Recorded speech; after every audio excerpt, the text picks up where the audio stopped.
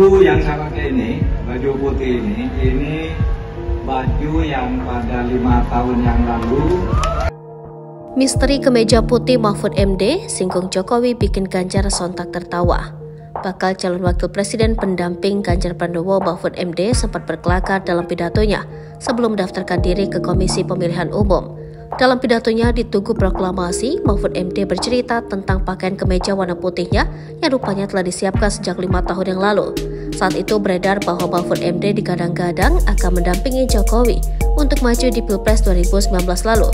Namun ternyata bukan dirinya, melainkan yang mendampingi Jokowi sebagai cawapresnya yakni Kiai Haji Ma'ruf Amin.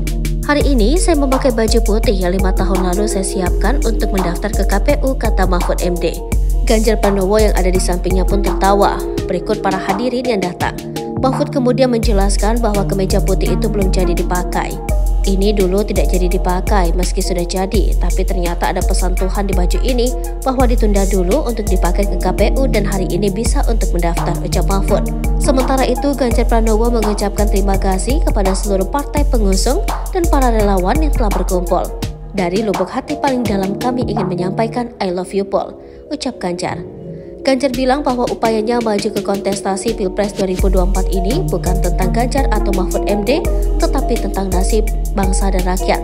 Diberitakan sebelumnya, Mahfud MD secara resmi diumumkan sebagai bakal cawapres untuk mendampingi Ganjar Pranowo untuk bertarung di Pilpres 2024. Nama Mahfud MD diumumkan langsung oleh Ketua Umum PDI Perjuangan Megawati Soekarno Putri yang menilainya sosok Mahfud MD memiliki banyak prestasi dan latar pendidikan yang tinggi. Dilihat dari rekam jejaknya, Mahfud MD memang dikenal tegas dan benci dengan pejabat atau pemimpin yang korupsi. Mahfud MD merupakan pejabat yang sangat berpengalaman di eksekutif, yudikatif, dan legislatif.